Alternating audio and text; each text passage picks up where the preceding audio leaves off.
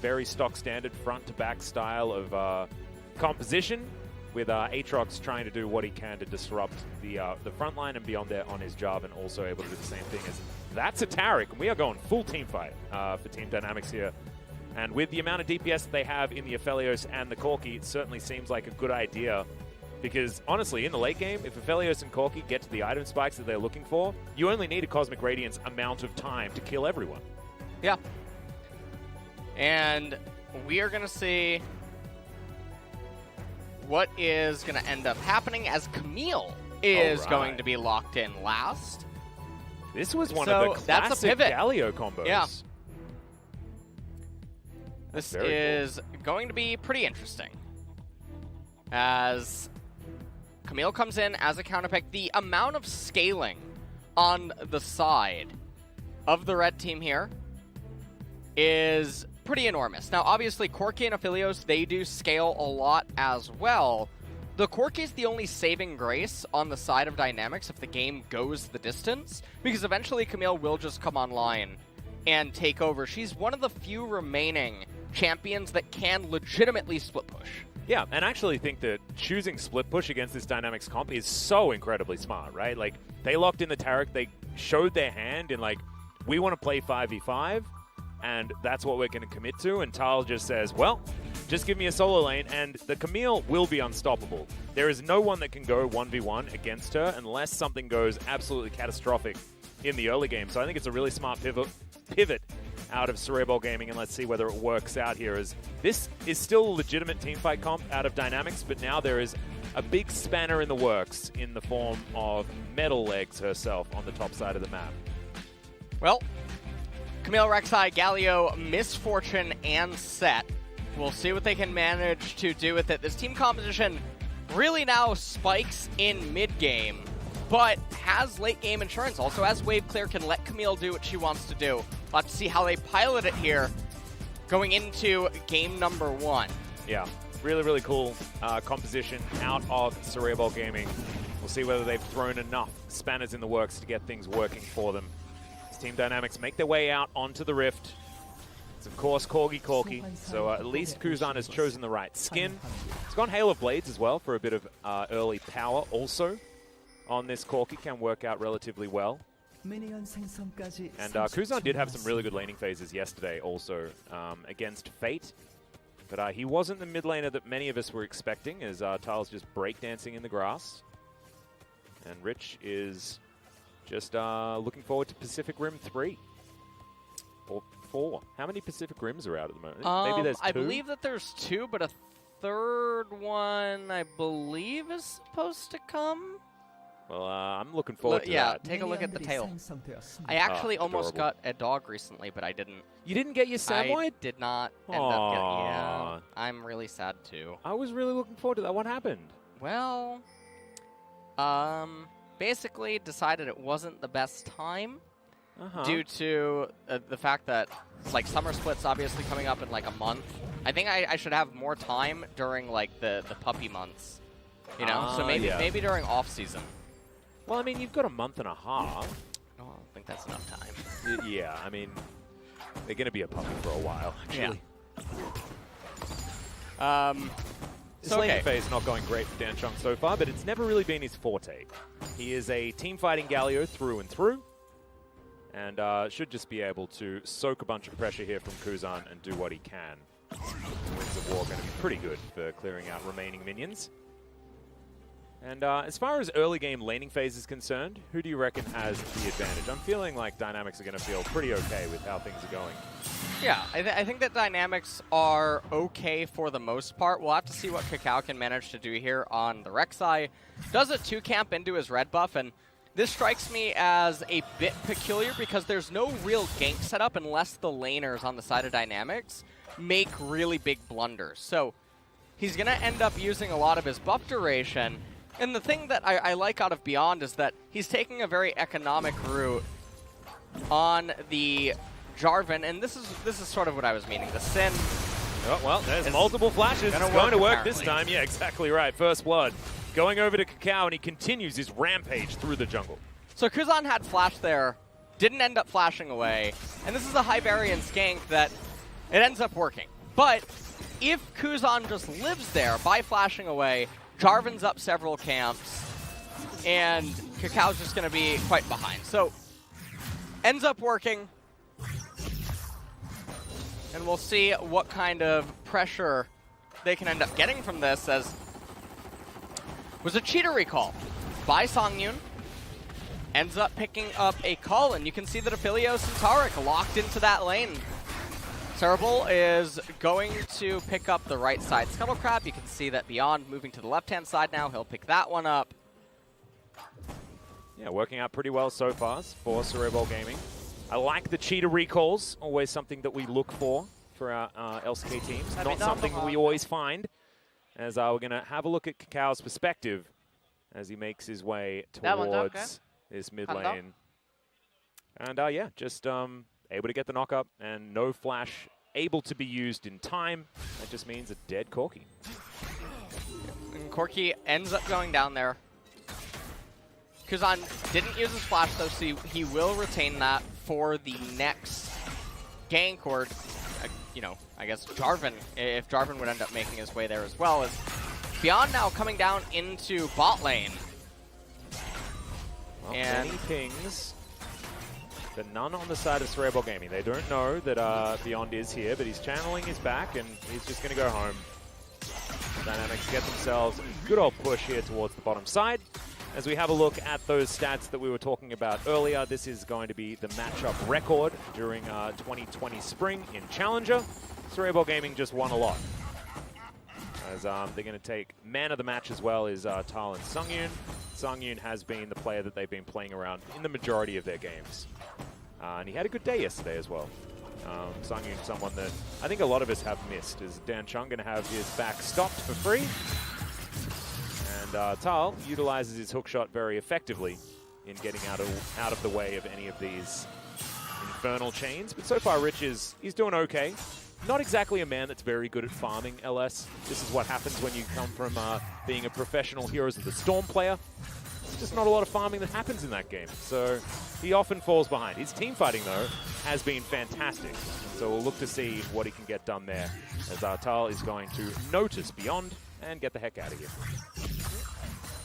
And Rich just going to clear the entire wave and then end up recalling. So we'll see what can end up happening here as we pan back down to bot lane. And Songyun and Nova are just feeling pretty comfortable right now. Not sure what the Taric stun was, but just fun. Yep, doesn't end up hitting anything. Call already has 32 stacks complete. Maybe Songyun thinking about recalling. No, I think they're going to shove in yet another wave. Multiple cheaters. Not too bad here from Songyun, who's been able to keep entire control of this minion wave. FaZe has been very good at controlling late game team fights on his Aphelios. That's all we've seen from him so far in the promotion tournament. And so he's probably pretty okay with just being behind a few CS and getting himself towards some late game power. Beyond throws in a control ward, and we'll see whether he looks for a steal on this Mountain Drake. Guga gets the inside track as well as Kuzan moves on over.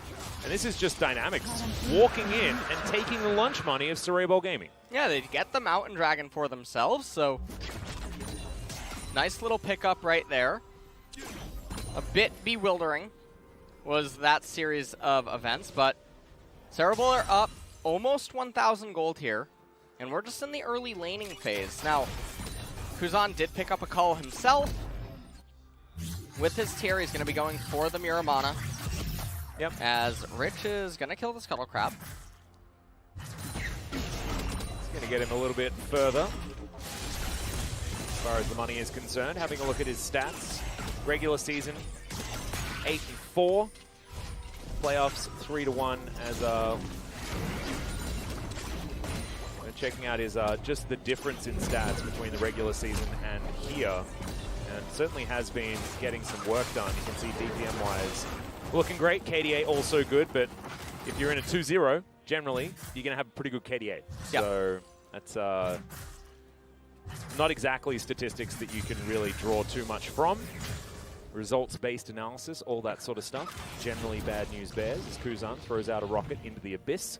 Doesn't find Dan Chung, but also he doesn't find the Winds of War. And our first back comes through for FaZe. He's gone for his Berserker's Greaves as well as a pickaxe. Looks like he's heading towards that first item, Infinity Edge. Wasn't what Sangyun decided to do. He went for the old school Essence Reaver build. But we've been seeing a lot more of these Infinity Edge into Runan's Hurricane into Phantom Dancer for our Aphelioses. And that's looking to be what FaZe is going to do this time as Kakao gets behind Rich. Throws down a control ward there as well. They get the flash immediately. Don't know why that control ward went down, but sometimes you just like to press buttons. And, sometimes presses them all. That is what ends up happening. As we have 3 minutes until the Ocean Dragon comes up, and Guger just moving through mid lane here as it Nova seems was boosting it with his Predator that he picked up in the river. It looks like Seorabeol Gaming will be able to take that one. Teleport channeled here from Rich as he's making his way back in. They're going to be late to actually get any fight happening, but they might be able to find themselves some stragglers. Not going to do so as Nova just flashes his way out. And yeah, nothing really comes from it. Yeah, Aphelios just going to head back down into bottom, and this didn't really cost Seorabeol all that much. I believe Galio missed maybe some CS, but not the end of the world by any means, as Aphelios just going to shove in this wave and then look to get a recall off. So, Hextech ultimatum, yep. Yeah, Rich going to take a lot of damage here. No flash, remember. So Kakao flashes in, gets the knock-up, and the Aatrox explodes. 2-0-0 here for the promotion contractor himself. Kakao, he's just he's doing some work here for Seorabeol Gaming. And I hope that he stays on the team this time around, unlike what happened with APK Prince when he qualified them in the last promotion tournament. Well, seems like things are going really well for them here. Beyond going to move up to top lane. I think the real difficulty here is that we've already given the late game to Seorabeol Gaming anyway, and they are playing out the early game even better. The fact that Tile gets all of the turret plates on this outer turret top lane as well is just another nail in the coffin, because the aim of the game here is to allow the Camille an opportunity to scale, right? And get her to Trinity Force, Ravenous Hydra, and then she's just never going to be able to be 1v1 by anyone, and that's going to give Seorabeol Gaming just so much more control of this map. And already they're 2.2k ahead, so gonna have a look at this one. It's pretty elementary gank, to be honest. Tal's just having a good time. The thing about it is you see the surplus of the spellcaster minions in the back, and the wave was always coming into Rich. So it's, do you walk up that far against a Camille who's going to win the trade against you anyway, or do you just give up one minion and then get the wave for absolute safety? So lane manipulation 101 a little bit lacking here. Yeah. As Rich does still find himself with a very big CS lead up in top lane, but Dynamics are already down 2,000 gold, and like you mentioned that we had stated earlier on, the scaling factor is really good for Seorabeol, as the Camille is not going to really have an answer to her in the later stages of the game. If Dynamics could drag this game out, though, Corki and Aphelios can try to do something, but again, it comes down mostly to the Corki to be a saving grace. 15 seconds on the Ocean Dragon. And I think actually them walking in and stealing away that Mountain Drake might be something that they can rely on moving forward. Hoping, of course, that it's not a Cloud Drake, which it obviously is going to be, because that's just how things work. As is tradition, Atlas, And I need to try and curse it as much as possible so that we get ourselves an Infernal Drake, which will be much more fun. And that might help Dynamics answer Tal in his split push, as Nova had started off this Drake, but once again, Dynamics are just going to move on in. Rich, completely known to Seorabeol Gaming, is going to move over as well, as this is going to be our first true 5v5. Ocean Drake going down very, very low. Package just delivered over here as they are able to secure it beyond flags. Drags, gets himself out, and it's a Drake for free, and of course, it's a Cloud Soul.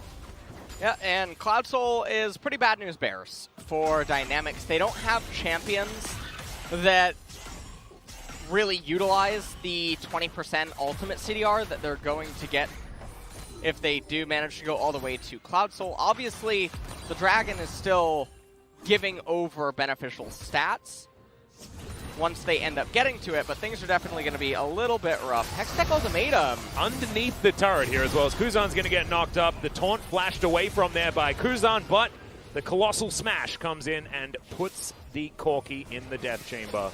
That was well forced on the side of Seorabeol Gaming, but they are able to come out on top as Danchung does get stunned. There's the Cataclysm over the wall as Cosmic Radiance does come down. Danchung, good two-man taunt as Nova just uses his showstopper very interestingly there, and it is just going to be answered by Team Dynamics. Nova now finds himself on the wrong side of everything. Oh, not going to get knocked up, but FaZe just flashing on forward. The Haymaker doesn't get anything done, and I don't know why FaZe decided to flash, but he's still able to get the kill, so not too bad as Kuzan just teleports down towards the bottom side after he gets out of the death chamber, and he's going to be able to pick up that gold. So this is definitely good news for Dynamics, getting themselves 3 kills off the back of just their Corki dying. And so we can actually take a look at this. So Danchung shoving in the wave as Thal wanted to dive. Hextech Ultimatum channeled into the Galio ultimate, and just a really fast follow-up, and Danchung doesn't go up, which is a little bit surprising because Kakao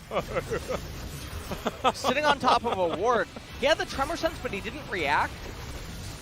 And eventually Rich just able to bring him down, and then Danchung dying as well. Nova followed shortly thereafter, and this was a really big breath of fresh air for Dynamics. And like you pointed out, why on earth did FaZe flash? Yeah. I don't know. I couldn't tell you, Alice. You can't? Nah. You don't have the answer to that one? I thought you were all seeing, all knowing. All right, well, listen, let me show you why I'm a color caster. Okay, yeah. He flashed because he pressed the D key. Oh, yeah, he is a Delasher, isn't he? Actually, no, I found out that Wadid is a Delasher as well. So I will give I'm changing my flash to D. Yeah. I have to, because I know that, in the Church of Wadid, he knows all, and he tells everyone exactly what they need to do. Do you know apparently it's Wadid? Wadid? Apparently. Because I think we should ask him. Because he writes it in Korean too. Ah. And I think it comes from Korean, and in Korean it's Wadid. Damn. Well, I mean, as far as pronunciation is concerned, I tend to butcher most names because of my Australian accent. Honestly, you nail it every single time. Like I really do. Yeah. I am a bit of a connoisseur. It's so weird that people don't understand how to pronounce Corsidon that well. As Sang-Yun's going to fail the flash. He failed one in the last series. He wants to do it again as he's now stuck in that Cataclysm. Moonlight Vigil comes down. FaZe just likes pressing buttons, guys. He really does. He didn't even get an assist on that kill. Now Rich, the Infernal Chain's doing a lot of work here. Shirley is going to get a charge on this outer turret in the mid lane, and Seorabeol Gaming unable to get anything back, and they are bleeding this gold lead as Team Dynamics are taking control in this mid game. So this is definitely very worrisome for Seorabeol because they were so far ahead and had such a clear-cut way to victory by just allowing the Camille to keep scaling up and then just wave clearing over and over with the Galio and the MF. MF, however, had a hot date in bot lane. Failed the flash, gets collapsed on by Beyond and Googer. And FaZe needed to hit Beyond with the Moonlight Vigil. He actually moved his index finger up to the northeast on his keyboard and pressed the R key. Right. Yeah. Oof. I will, I'll give you an invoice later for that one. Yeah, I mean, this is free coaching for me. This is so good. Normally, you need at least a Twitch Prime to get that one. Or two, yeah. Yeah. Did you do your coaching with Nemesis? Did that happen? How did that go? I've done quite a few players actually. I've had quite a few players on stream last week. That's cool. It's cool. It's very nice. I haven't caught too much of it. I need to catch up. I've been doing a lot of casting and then sleeping. Okay. Which doesn't allow me to watch LS's stream and for me to utilize. That's going to be me tonight. My subscription, which I certainly need to do more of. Yep. I'll make sure I hop in soon. Check out the next ones. That's, of course, the best thing that you can do on twitch.tv. No doubt. Yeah. It just feels good. It just feels good. It feels right. And this also feels right. Team Dynamics just going to steal away yet another dragon. Nova also getting full comboed by Rich. He's going to die for free. And in fact, Guga picks up that kill, and now Cataclysm has been channeled. It's only a one-man taunt from Danchung, who's just going to get taken down. FaZe picking up even more money as Tal hanging out in the Dragon Pit for absolutely no reason, just trying to escape. And seems to me like Seorabeol Gaming have imploded in this mid game transition. Really, really surprising. Now Songyun, he casts his ultimate to wave clear, but the gold advantage goes over to Dynamics. I would still say that Seorabeol are in an okay position in this game, even though they're facing Soul Point, because it's Cloud. Yeah. If that was an Infernal, I would say this is really scary, because all of a sudden now Dynamics could just flip it. They could burst the next one, try to win it, and then proceed to win the team fight. But we'll see what ends up happening. So take a look at Kakao on the right-hand side. He's doing nothing, and you can see that Tual. Whoa, that's actually how it's pronounced. That is how it's pronounced. Yeah, I don't. My brain just broke for a second. Well, we know that you understand how to pronounce every name correctly, so no doubt. That's totally fine. Whatever you decide to say, that is then the new evolution of how someone's supposed to have their name pronounced. When I went to say it, I saw the Hangul version in my head. Yeah. And it was so weird. Well, Rich is actually looking for this 1v1. Is going to employ Guga to come on over, and that's going to get the flash out of Tal. And that is really bad news, guys. If the Aatrox is winning the 1v1, that is not how it's supposed to work. This composition relies on Tal being able to utilize the Camille to just win this matchup, as FaZe gets himself a whole bunch of chakrams and is looking to try and rip through this turret. We zoom all the way out while we have a look at this total gold, as Seorabeol are thinking about trying to find some sort of dive. Dynamics, they scope it out. They're going to get rid of this Camille from their jungle. And Kuzan looking to try and get himself to safety. Valkyrie and Flash is enough to get himself out of the way, as Dan Chung tanked up that turret for a really long time. Teleport comes in, and yeah, a lot of extra movement speed available here as Guga gets the flash forward, but the stun is eaten by the tunnel. Seorabeol still looking to try and get out here, but there's the flash. Beyond is going to be able to trade Cataclysm for flash there with Dan Chung, and that's always going to be worth. 2.5 minutes on the Cloud Soul, and the Baron is going to be up in 8 seconds' time. Not something that Dynamics are going to go for just yet, but you can see that they are feeling very confident, despite the fact that there is absolutely no gold lead whatsoever. They've been winning consistently these last fights, and it's 20 minutes ticks over, and we're on the Baron, boys. And there's no... Oh, now, okay, I don't know if that's the Baron spectator, but all right, Rich might just give it away. And I believe that he has, but you can see it Kakao doesn't matter. Look at the damage out of this Aphelios. He's in Antarctica right now. That was definitely not 200 years. That was not 200 years. That was barely 200 milliseconds, and that Baron went down. Well, my God. Okay, well, that's a free Baron. Easy. And the thing about this Baron is that it's going to convert into the Cloud Soul. So Dynamics are going to pick this up, and that is just so massive of a swing. And I never could have envisioned this being the turnaround here in this game after the early game for Seorabeol going so well. And the other thing is that a few of the champions right now on the side of Seorabeol, they're stuck. Galio has Seekers, has an Amp Tome, has Stopwatch.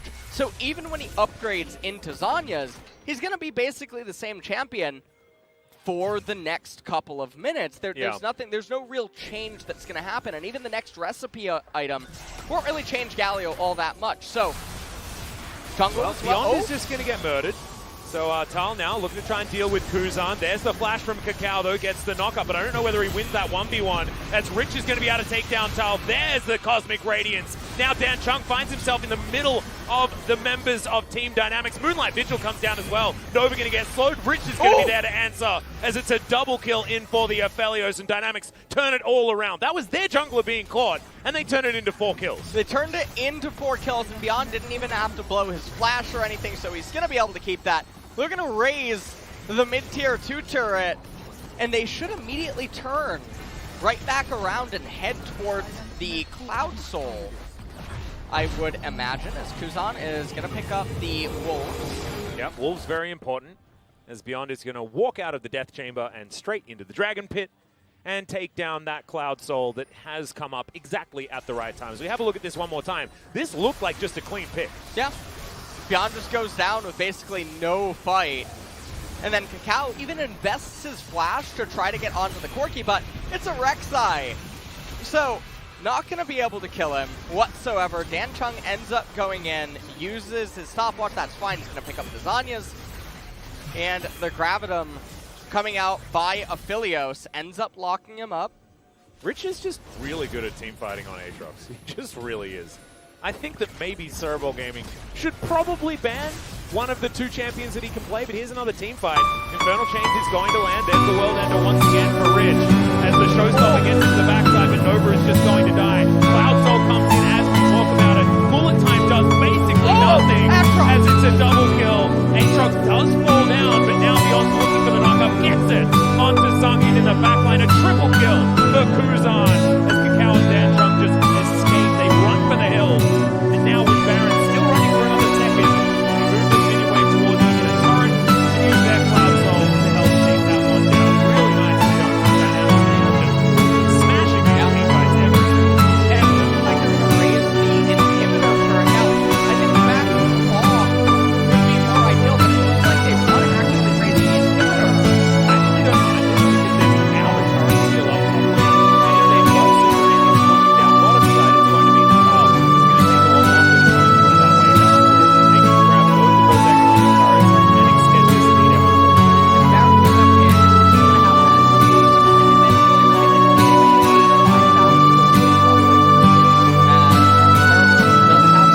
Baron goes up in, it's going to have that but he just gets to reposition instantly. And honestly, I have no idea how he lived here. He gets so much healing. Yeah. And Danchuk almost died, but not quite able to. Triple kill picked up by Kuzan as he's now 3 forward on Sungin. Kuzan is very, very big right now. As you can see, he's picked up the rapid fire cannon. Danchung's dead as we get back into live. I don't know.